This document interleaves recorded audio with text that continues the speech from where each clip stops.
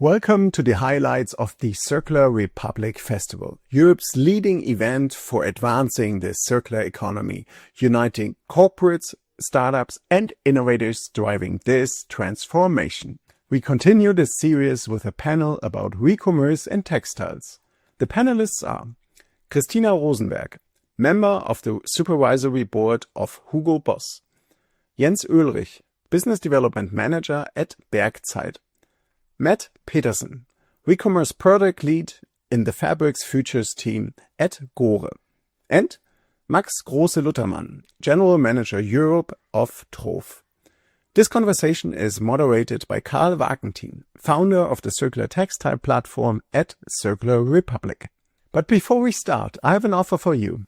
If you want to get the actionable one-pager of this conversation, please sign up to the Circularity FM newsletter. You can find it at www.circularity.fm. Welcome to another textile deep dive session, and I couldn't be more happy about the topic that we're talking about today, which is recommerce. And recommerce is one of the hottest topics when it comes to circularity at the moment, and I'm super happy about it because when we talk about circularity, we a lot of times talk about recycling, and this is actually one of the really interesting business models, how we can actually show circularity in terms of we make business, but we also do good for the planet, and we do that way before recycling becomes a topic. We at Circular Republic had a project going on now already for 1 year with almost all of our panelists today who were part of it, and we will talk, of course, also about the learnings from that, but also go a little bit beyond our recommerce project and our learnings as well. So I'm very happy to be joined today by an amazing group of panelists who are Christina Rosenberg, who brings the brand perspective after many years with H&M and Hermes, and now serves as advisory board member for many companies, among others, HUGO BOSS and Trove, the shoe company here from Munich. We have Matt Peterson, who's from Gore. I think everybody knows the famous ingredient brand Gore-Tex. Very well known for the high durability, but also one of the key drivers when it comes to regenerative business models and our recommerce project at Circular Republic. Jens Oellrich from Bergzeit, a local store for outdoor materials and one of the key drivers when it comes to recommerce as a business model. And then, of course, Max Grosse Lutermann, who is a true entrepreneur and founder in this space of the operations when it comes to recommerce. And I wanted to introduce him as a CEO and founder today, but now actually that changed a little bit because he sold his company to Trove, which is a big American recommerce company, and manages now the European business for it. So please welcome our panelists to the stage.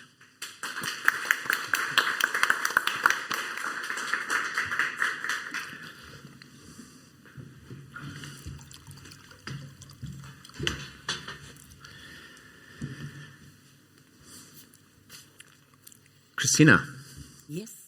I would love to begin with you today. And you have a lot of diverse experience, right, across different brands and companies in the textiles industry. Can you please share, your insights from innovating the retail business, especially considering sustainability? Mm-hmm. Thanks for having me here. So I'm in my 30th year of working in textile business, and I always worked for strong brands such as H&M, Hermes, HUGO BOSS, Boch. So always the brand was very strong with a lot of history and tradition. And I always used to work for family-owned business, which is very essential because I think if you talk about sustainability, it's part of their DNA, it's part of their mindset. And since I stepped out from operational business 7 years ago, so just before turning 50, I said I want to do something with more sense, and I would like to use my experience in the operational business for more strategic issues to make the world a little bit better and also better for the next generations. One of my favorite words is Enkelfähigkeit, for those who understand the German word. For those who do not speak German, it's more that we take decisions today to make sure that also our grandchildren have a good planet, a good life, and we take really good decisions for the future. So what I learned, because I'm consulting also companies, the more you have listed companies and the more you have companies where you have, for example, private equity behind, the more you have to work with C-level first on their vision and mission to get a real view on sustainability. Because it doesn't make sense, even if you have legal constraints, that you do some projects. It's more or less then greenwashing if it's not in the mindset of the whole company. And this starts from C-level until really each single student help which works with the customers, perhaps on a sales surface.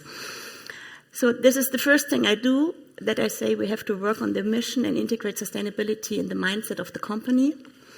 And it should not be a single department, or the worst thing is if somebody is doing sustainability and has a normal operational role, so he will always be in between, and you always have to work first for the thing where you earn money and not where you spend the money.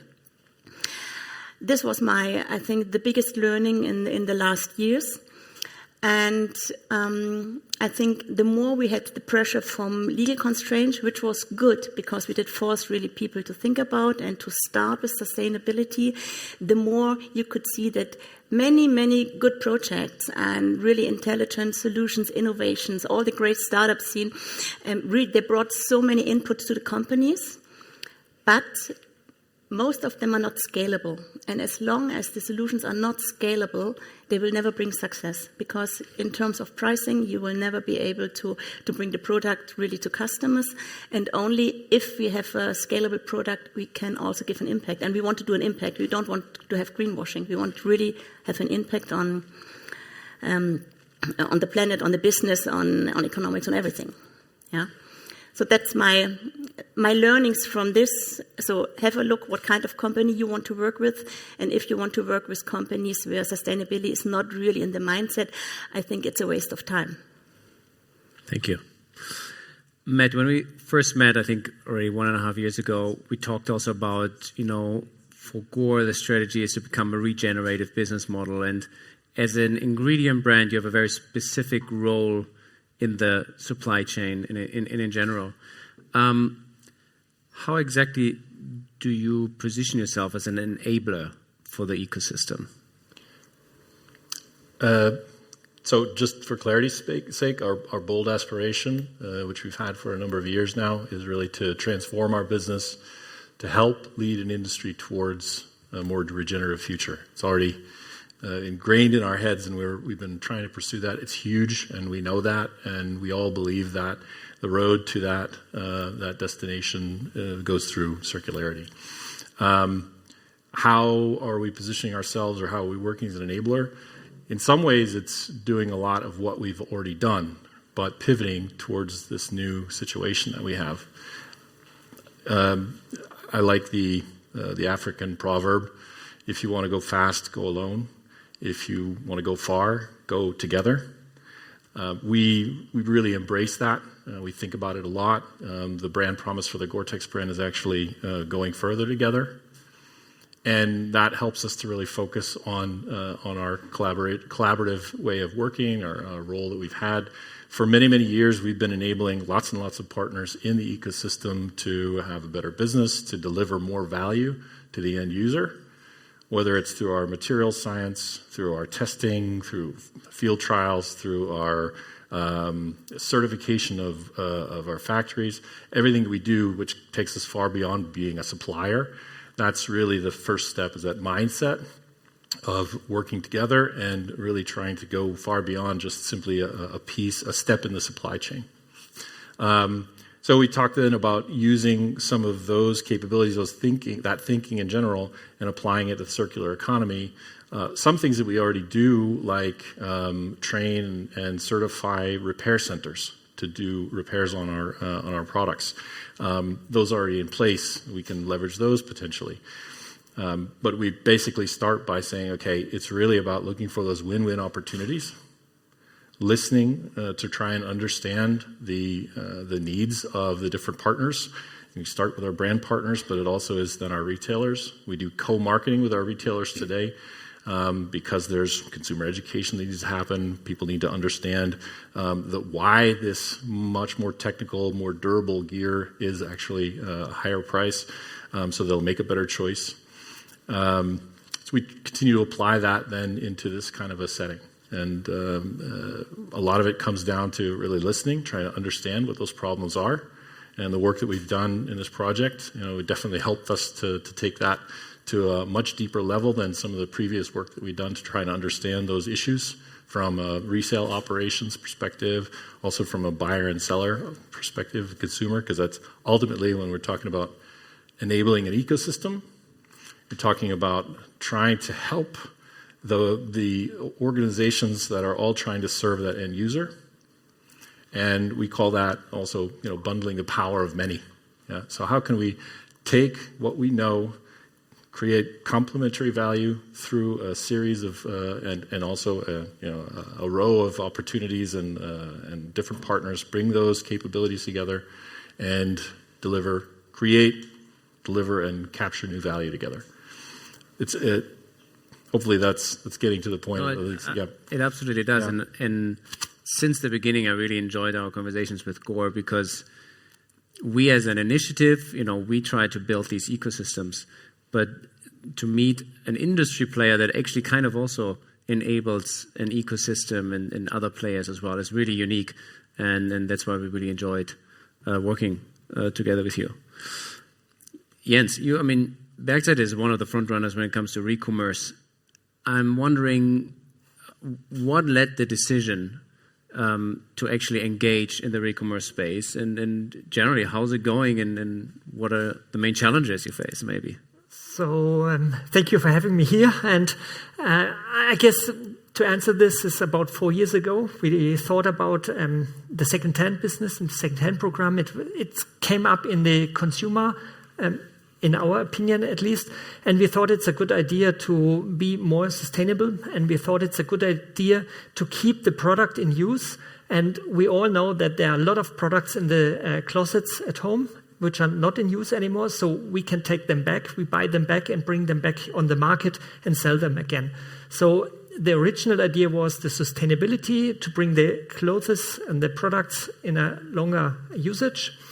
And nowadays, we also see advantages on the loyalty side. So we have more contact points to the consumers and gain them back and keep them in the Bergzeit business. And the second part of the question was how it's going. A retailer always says it's good, but it could be better. But in fact, it's good, and we are developing, we are growing. Everything is fine, and we keep on running. All right, thank you. Max, you are, a true entrepreneur. You built your whole career kind of within the recommerce space. So obviously you saw some big potential entering that space. And what you did with Reverse Supply or now Trove Europe is basically enabling, like from an operational business, right, point of view, recommerce. So you have a lot of touch points with all the different kind of players in that space, from consumers, retailers, brands. Maybe, share a bit of your perspective. Why is that such an interesting market that you go all in, and how is it going? What are your main learnings?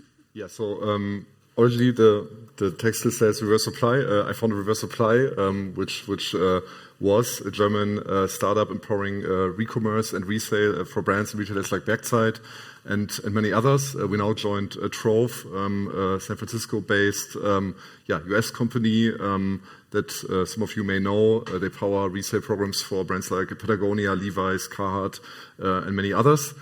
We're now bringing the tech suite and potential of Trove to Europe, which also includes repairs and other topics. And I think that really shows that the potential of resale and recommerce in Europe holds today. So I think if we look at fashion and retail, it's an industry that's doing well, but could be better, as Jens said. So I like that because you always have issues with overstock, returns that have been used that you can't resell at full price. And obviously, fashion has a bad impact, like environmentally speaking today, and by building a system that enables you to send back products, resell them again, we think that there's a possibility to change the business model and build something where higher quality items, longer lifetimes, better durability is incentivized, and something that all actors in the market kind of work towards too. I think if I look at the last, let's say, 3 to 4 years, I think every entrepreneur that's building in the circular economy will agree with me. It's tough to build and run a business in the circular economy. It's not easy to get funded. It's not easy to start programs that are big enough to make an impact at an early level. But we really see that in the last, let's say, 6 to 10 months, the market is opening up more. Deals that we've been chasing are coming through. More brands are actively engaging. And trying to get in on the topic of recommerce and resale. Yeah? Whether that's about stuff that's already in the warehouse, stuff that they're buying back from consumers, or overstock and excess inventory that has to go. There's different angles to it, and we're excited to make that happen and now drive that change that is already happening in Europe. Christina, we talk always about how innovative solutions, people like Max are driving and all this innovation that is coming into the market from the startup point of view, right? And you have a lot of experiences with big companies, leading companies in their field. How do you think we can get those kind of companies to make similar bold decisions and drive innovations forward, maybe more on the level where real decision makers are sitting and are enabling? How do we enable those decision makers to make the right decisions? I like very much the words of Alexander this morning for the opening speech, where he said, you have to work together. So that means the startups have to work together, but the same as the big companies have to work together, because otherwise nobody can take the costs for it. And also from startup side, I think what is very important, a big company cannot rely on one single startup to produce anything or give any certain innovation to them, because they have to secure their supply chain, they have to secure delivery, and to have the products always for sale. If anything happens to the company, the small startup, then what should they do? So I think the startups have to work together. And I just give you one example. For example, HUGO BOSS invested a lot in high-Q Ionic. It's a yarn based on cellulose. So I don't want to go into this detail, but it's a beautiful story. It's also beautiful collections we can do, but it's not scalable. So we can do like 300 units, 500 units. We can put it on the market like little collections, but it can never enter into the big production of HUGO BOSS. And of course, all of you want to go into the big production, you want to go into the big companies, and therefore you have to work together. Otherwise it will not work. And also the stronger the brand cannot afford to make any mistake. That means you have to test also the products for a long time on the way what you're doing. And if I talk about reuse, for example, also HUGO BOSS founded their little company inside was pre-loved. But we did realize it does not work, it doesn't make sense, because you have to look on the consumer side. The consumer, they have HUGO BOSS, they have whatever brand they have in their wardrobe, and they want to send it back. So it doesn't make sense that every single company is running a pre-love program. We should collaborate. So HUGO BOSS, for example, he decided to collaborate now with Sellpy, because that's real life. The customer takes the Sellpy bag and they put 5, 6, 7 different brands inside and they send it to Sellpy. So we should never forget to think from a customer view what they expect, because they decide what they buy and how they buy and where they buy. Yeah. Thank you. And I think we have to give more transparency what is going on in the startup area. For example, many supervisory board members, they should be here, I think. They should see what is going on, where the innovative people, talk to them. We should bring you together with more people who work on strategic issues and companies. And I think that a connection is not good enough. Right. That's a great point. Mm-hmm. Matt, you're part of the futures team within Gore, and product lifetime extension is, Recommerce is just one part of product lifetime extension. And I know that you are like looking at product lifetime extension intensively. Can you run us through your thoughts and where do you see opportunities? What's your take on that? Sure. So obviously it all starts with the durability of the product, and that's where we're positioned really well to work with partners like Bergzeit and others for models like reuse. And certainly the idea of extending the life of a product because of the impact that it has on our carbon footprint is already an important part of how we're thinking. And we definitely want to continue to leverage that. And we're looking at a lot of different ways in the futures team that allow us to imagine and create new, actually product life extension is important. We're actually talking about product lifetime value.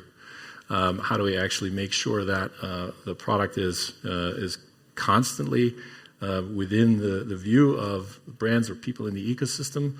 How are we making sure that if somebody would rather access a product, they can do that? And we actually maintain then the knowledge of where that product is. And I know that we have some discussions about product identification as being one of the challenges that's faced in the re-commerce space.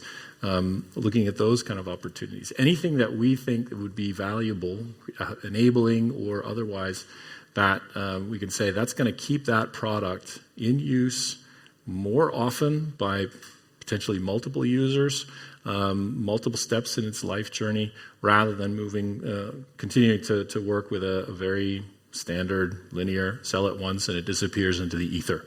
Yeah. So we're working on exploring both from a consumer standpoint, because again, if we're trying to work within the ecosystem, it's all about serving that end user. As you said, it's what they want. It's what they are going to choose as an option. It's not about what's more sustainable. At the end of the day, that might be a deselection criteria, but it's really about creating value that they care about and they're willing to pay for. And we'll be looking basically at a lot of different options. Like I said, we're looking at access models, we're looking at the data challenges, and definitely we continue to look at the re-commerce space. Jens, we said in the beginning, re-commerce is a great way to decouple growth from volume. Sounds great, should be on every pitch deck. Sounds beautiful, but it's actually not as easy as it sounds, right? Like, we realize that scalability and profitability in that space of re-commerce is not that easy to achieve. How do you evaluate this as a business model, and how do you face those challenges of scalability and profitability? I think first of all, we didn't thought too much about it. So we just started and did something and then learned our experience. And of course, we have to make money or not to lose money, first of all. So we have to calculate that our business is more or less positive. And we think that the second efforts, the second effects, as important as the money as we can make with it. For example, the loyalty aspect is very important for us. We can get another touch to our consumers, especially the one that bought already something at Bergzeit. And we get in contact with new consumers, and we can also see that we convert consumers on the second-hand market to our first-hand business. So we see these consumer movements behind these different spaces, and that helps us to make it more valuable, this program, and useful for us. But it's obvious that we have to do it profitable, otherwise we are not interested in scaling this business, and we need a better scale to have a better impact on the environment. Right. Max, I mean, you work with Bergzeit together, you run the operations, you're all about the operations. From your point of view, what is required in order to make the re-commerce space at Bergzeit and your other clients a profitable business case? And to what extent is new technology crucial to get there? So at the end of the day, what we're doing is on the operational side, logistics, efficiency, and kind of data play. So we have to take these three things and make them work together as well as possible, right? So you mentioned scalability. I think that's key. And if something is scalable and the unit economics work out, we can make it profitable. And then it's an interesting business case for companies to jump into. And we do that by leveraging product catalogs, product data from our partners that we have access to. We're building technology around AI and machine learning, computer vision, where we basically help operators in the 3PL facilities that we work with to inspect an item faster, to get the product data together faster that we need in order to merchandise and sell the article well on a storefront or on another platform, on a marketplace. We're essentially a tech company and try to get as many things together to drive efficiency, bring handling costs, processing times down, and of course we want to make money, but pass that on to our partners so they can build a profitable business around re-commerce, secondhand, and take back to build a bigger impact that also helps the bottom line at the end of the day, right? Can you share a bit like how the process looks like when you receive an old garment, and like take us through the process until we actually can sell it again, and why is it so expensive? Like what are the biggest steps? I think it's not as expensive as you think, but it costs money, right? Because there's handling involved. So when garments come to one of our facilities, we check them in. When you go on Bergzeit, for example, on the reuse platform, you can register, let's say, an old jacket, an old Gore jacket, of course, that you have at home. You would get a gift card for it or money paid out to your bank account.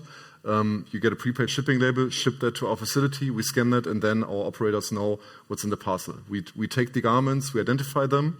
If we have catalog data from the brand, we could look at the hang tag, or hang tag is mostly gone on a pre-owned garment, right? But at the care label, type in a number and pull up all the product information that we have. That's, of course, a big benefit that we have versus players like Selfie, who don't have access to a lot of data and have to bring every product attribute in from scratch and put that in manually. We can also do that if we do not have product data available or we can't access it from anywhere. And we basically check the garment, look for spots, look for signs of usage, type that into the system, and then the system automatically and objectively says, this is something that we can accept, this is something that we cannot accept, it's not fit for resale because it's used too heavily. These we can return to the customer or divert to recycling or donation. And if the garment can be resold, we clean it, we steam it, refurbish it, if needed, if it makes sense. Shoot pictures if we cannot leverage original product data, and then put it on the shelf and it's ready for resale and the next person can buy it. So that's in a minute the process. Thanks for explaining it. I just want to say that we are in the auto industry, we are in a very good position because we have high value products. So it's easier for us to make it more profitable. It's almost not profitable to sell such a t-shirt in a second-hand market. It's pretty hard. We have these products. We have that because our assortment should have a wide range, but we have the higher product value, and that's where we can make our money with. And that's working. Christina, last time we spoke, you mentioned a couple of projects that also are focusing on the re-commerce market, but like in a slightly different way. Can you share a couple of these examples? It's more the surplus materials that really remain. So in high-end luxury, LVMH has founded Nona Source. So this is a platform with online store and also a very nice showroom in Paris, for example. And they sell all the dead stock of their big brands like Celine Dior, all really, really nice products. And you can buy all the fabrics and the leather. And what is really great there, they offer it to young designers and other smaller brands who have never access to these high-quality materials. And beside this, also young designers can go there and they get a real training there, and they tell them about sustainability. They consult them what kind of material is used for which type of garment. And you can get delivery in 3 to 5 days. So also, I think they start with many young creative people and to give them the right direction on their way. And also HUGO BOSS, for example, for all the we said repurposing the leftover materials. We found it 8 yards, so it just went live this January now. It's 100% a daughter of HUGO BOSS. And there we have 3 options. So either you can just buy there your fabrics, or you can really go there and say, I need, for example, for a big event or anything, I need 100 hoodies. Can you please produce them for me in a special way or with prints or whatever? So this is also done by the leftovers of HUGO BOSS. And the third party is that you get really people in and you are creative with them. So, for example, we worked just with a big hotel group and they wanted to have some blankets for the hotel beds where you unpack your luggage, that you also cover your bed. So also to rethink the purpose of the fabric, even though it was perhaps, a suit before and we have leftovers and then a hotel group will do the blankets for their beds. Really to use everything what has ever been produced, and it's high quality fabrics that give really a purpose to them. And I wanted to add one thing, what you said. I think the lower the price of the product, the more it goes versus recycling, the higher the value is its repair or a second life. Yeah, that's right. Yep.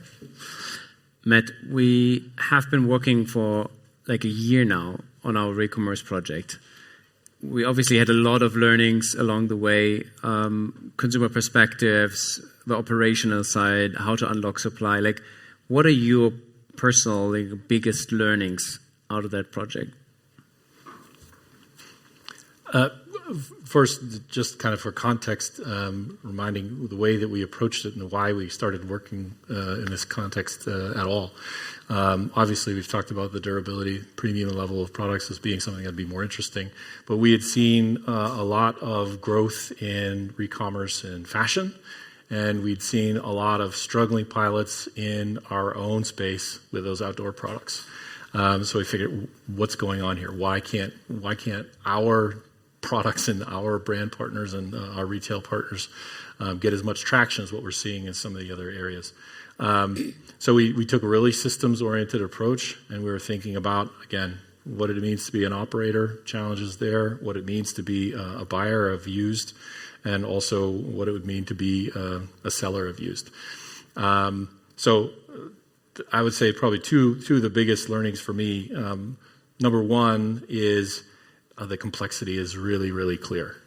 We had spent a lot of time talking to partners, but it wasn't really until we got into this kind of collaborative environment and really got, peel back the layers of the onion and really understand the complexities. So we had really heard a lot of talk about unlocking that supply and trying to meet that challenge of getting more people to take their idle Gore-Tex gear and put it back into recommerce because it's good for everybody. Found that that's one, challenging, but also that it has to be done in a way that isn't going to disrupt what's already a pretty lean process. So the integration of our solution into your processes would then be something that we didn't quite understand in the detail that we understand it today. And that helps us to go back, pivot, and think about how we might approach the challenges in a new way. So the reality of the complexity there was really important to us. The second was probably more it's related to that, but when you actually get in there and learning by doing, actually finding a lot of insights about consumers through survey work and qualitative and doing interviews with other operators. We did some global work, multinational research, led us to some interesting conclusions, but it wasn't until we started doing this and you really say, hey, there seems to be a really high level of interest for the solution we were talking about, which is some kind of certified use process for Gore-Tex products. But it wasn't until we actually did it and we saw that the reality of the say and do gap in practice, that the high level of interest doesn't always translate into the activity because we didn't get a lot of product back. Yeah, and doing it with your platform to make it as real as possible. We have some real confidence in the data. It's going to help us to, that's the kind of learning, the level of granular learning that you can only do when you get into this, with partners that are operating in the space. So that's also something I would recommend as well, is that everybody has a go at collaborating in this kind of an environment, because the learning and the depth of learning is a completely different one than anything else that we could do. The interesting thing is, in our project, we didn't get that much products back. But beside this project, we do get a lot of products, and we can buy a lot of products, even Gore textile hardshell jackets. Just to give you a hint, last May, when you compare last May to January was one of our best months, and last May was not such a strong month. We have 8 times as much products bought back in this time period of 10 months. So this is a quite good development for us, and we see that the consumer reacts to this, and we didn't do that much marketing in between for the sellers. We do marketing for the buyers to buy our products, but we do get the supply and we do get the products, all kind of products. We look at the number of products that are going out into the market every year. And Germany, and German-speaking area, is a really important region for the Gore-Tex brand. It's still a tiny fraction. Added up over the year, lifetime of our products can vary, but if you average it 10 years, it's still a tiny drop in the bucket. And we still believe that there is potential to unlock that supply of high-quality premium used that's going to make a better impact on your business. But it's great to hear. I think there's also a generational shift that's helping that to accelerate nonetheless. Yeah. There must be a lot of potential, because we don't do a lot of advertisement for this kind of products. So they just come right now. And what will happen when we push it stronger? And that brings me actually exactly to the next question. Like, what do you realize motivates your customers to buy secondhand, but also to sell their products? To sell their products is, I guess, easy. We pay money for it. And they could still sell it on peer-to-peer, right? Like in a different way. Of course. When they sell it peer-to-peer, they get more money, of course, because we have our costs in between. But I think we do it on an easy way. So it's more or less easy for you to sell the products. You just have to say, I want to sell something, and you get these shipping labels and everything, and you don't have to do anything anymore. So I guess we don't have specific surveys, but we think we get these consumers, they sell something for the first time or for the beginning, and we don't address the second-hand heavy users because they do it on their own. So we are on the starter of second-hand people. They try to sell something.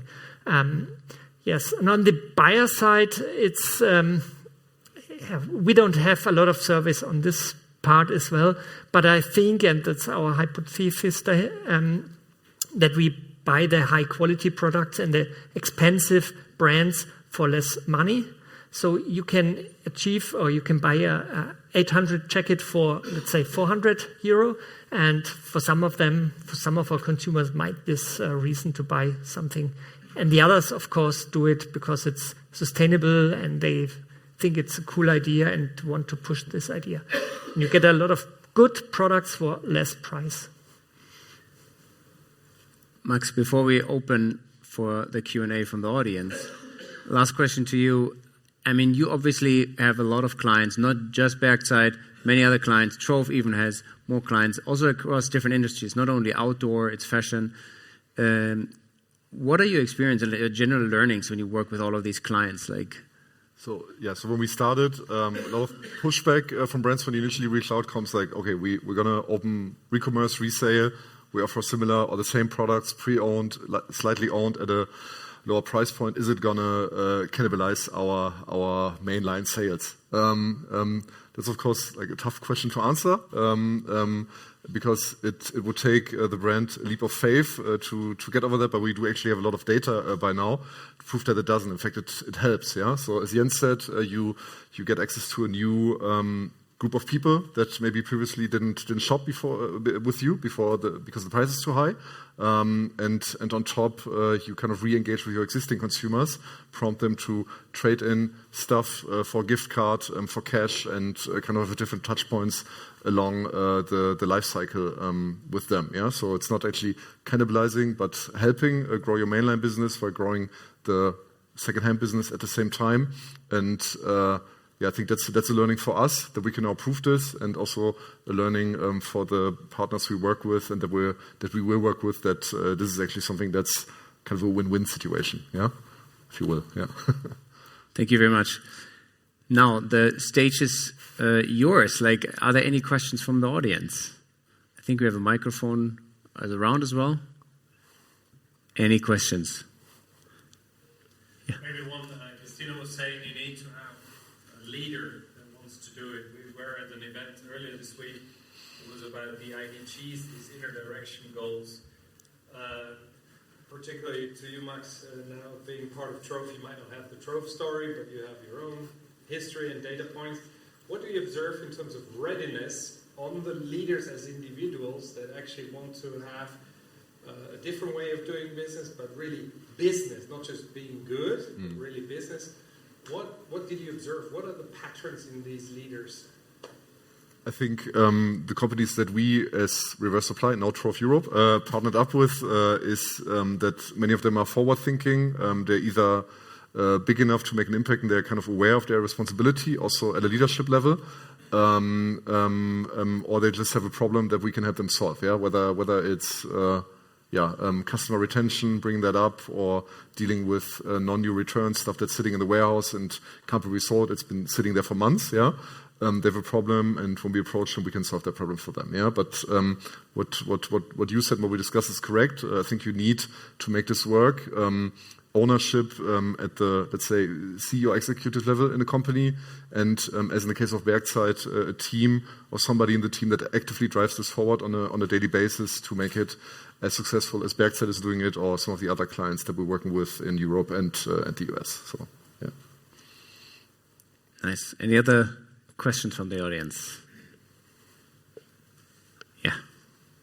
Thanks for the panel. I had a question on the recent measures taken by Europe when it comes to either eco-design of textiles or mandatory PR schemes, etc. But one recently has been discussed on putting a fee on packages that come from China under a certain value. I think it's €150, putting a €2 handling fee, they call it.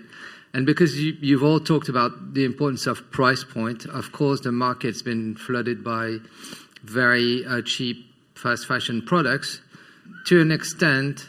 And if you're really honest, because nobody's listening here, is it something that you welcome? Because in a way it drives your business as well. Because anything that's cheaper than new is going to be a potential market for you. I think for any e-commerce player in Europe, and I'm interested in your perspective as well, Jens, I think it's an issue that you have the stuff coming in from Asia at a significantly lower price point, because it makes it harder to compete, and these guys don't play by the same rules as anybody in Europe does.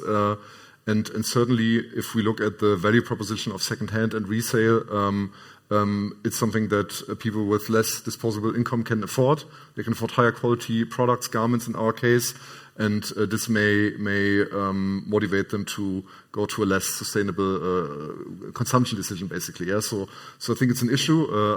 I think everybody in e-commerce and recommerce will welcome if there are measures that will take place to make this less, and I think it's happening. I think these companies are also cutting back their marketing spend in Europe at the moment. But yeah, I think it's definitely an issue for anybody in the industry, right? Yeah. I can say I haven't talked to my colleagues, and I don't know what our company currently has a statement for this. But our target group buys high brands with high value. And I think our target group doesn't switch to the cheaper Chinese products. So I think we are not affected that strongly by this discussion, because in our main business, the people are willing to buy a jacket for €800. And yeah, that's a part of our target group. I think if at a European level, the answer to this would be that we push more circular and sustainable business models forward that cater to a similar need to buy something at a lower price point to deal with this. I think, of course, we would welcome it, right? That'd be amazing. Yeah. Thank you very much for all your insights and for this great conversation. Unfortunately, our time is up, but you're all around, I think, at least today, if not also tomorrow. So please feel free to reach out, and thank you very much. Thank you.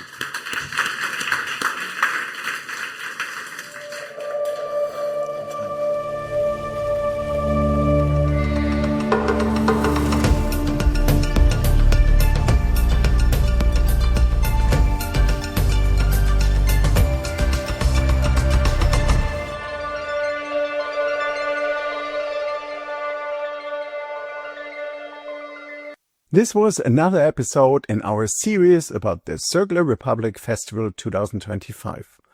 If you want to get the actionable one-pager about this conversation, please sign up to the Circularity FM newsletter. You can find it at www.circularity.fm. Let's drive a profitable circular economy. And please don't forget, the most abundant renewable resource is your imagination.